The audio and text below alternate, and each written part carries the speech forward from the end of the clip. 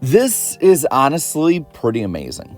I mean, when you look back at the way that the American motorsports landscape has been before this, it is kind of crazy to see how F1 stacks up in America, of all places, compared to NASCAR. ESPN reported 1.5 million viewers in the United States for F1 at Las Vegas, the 14th viewership record of this season. And what makes it even crazier is that 1.5 million people, on average, which means that it peaked higher, watched a race that started around, 10 Eastern time, p.m.? Overall, a success that outrated half of the NASCAR playoff races and matched the 2025 Bristol night race. Unthinkable 10 years ago, where a then low 3.7 million viewers for the Bristol night race would outrate all but 4 NASCAR races today.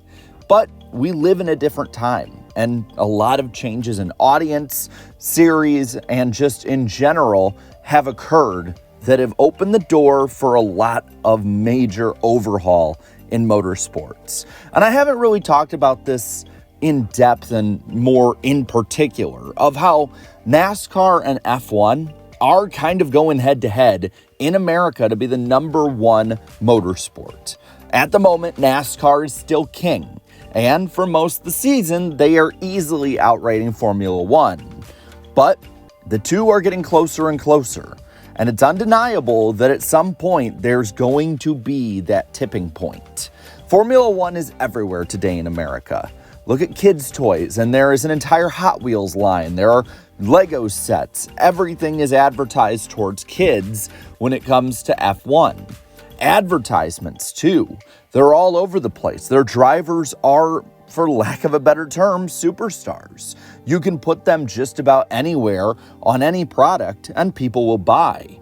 You have a great documentary series or drama, if you're an F1 fan, in Drive to Survive that has brought in tons of people and hit at just a perfect time. And the top of its cultural peak right now is the Formula One movie with Brad Pitt. Currently 7th worldwide in the box office and top 10 in America. Worldwide, it has beat every Marvel movie that's come out this year, Superman, Mission Impossible, and all but, again, 6 movies. And it is top 10 domestically. All of this while most of the races in America run before 10 a.m. Eastern Time. Again, it's honestly remarkable, and it should be a lot of credit given to Formula One for their marketing and their strategy with this. Now contrast that with NASCAR. 2025 has been rough for America's king in motorsports. We hit an all-time low in viewership and a completely irrelevant stretch in the broader sports landscape for us. Drivers are not even close to being superstars like in the 90s and 2000s. The days of guys like Dale Earnhardt, Jeff Gordon, Tony Stewart, Dale Earnhardt Jr., and others, that is long gone. Most partners that are with them broadcast-wise rarely, if ever, actually promote the sport. It's what made Prime stick out in a lot of ways to NASCAR fans.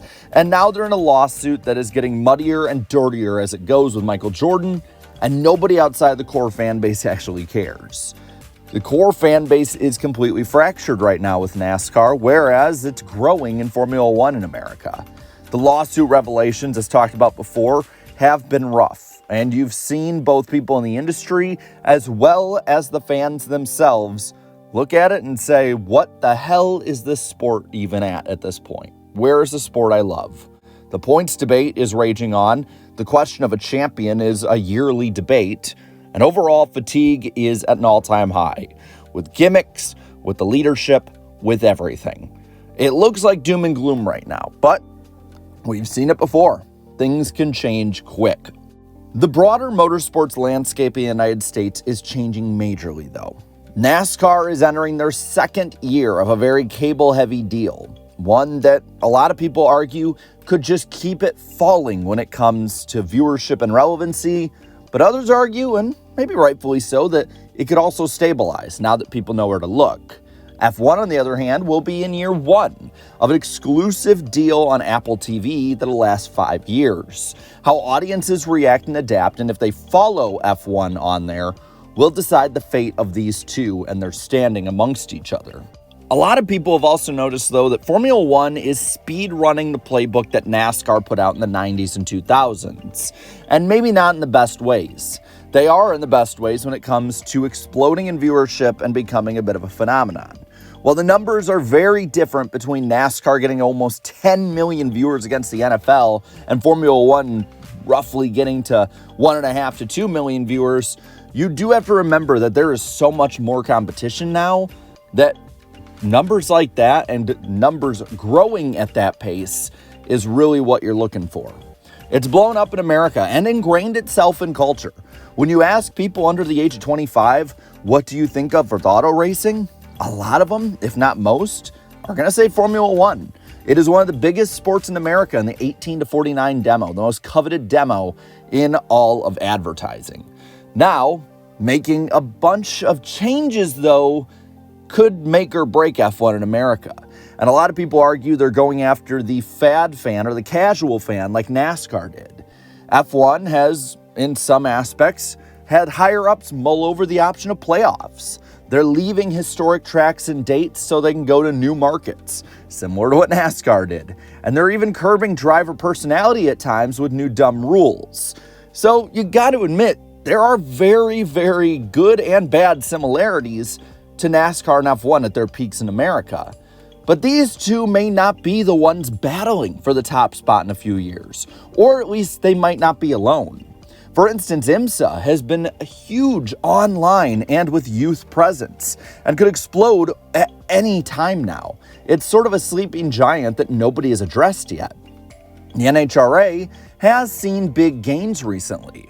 And while it did have an NFL lead-in, it even beat NASCAR earlier this year head-to-head.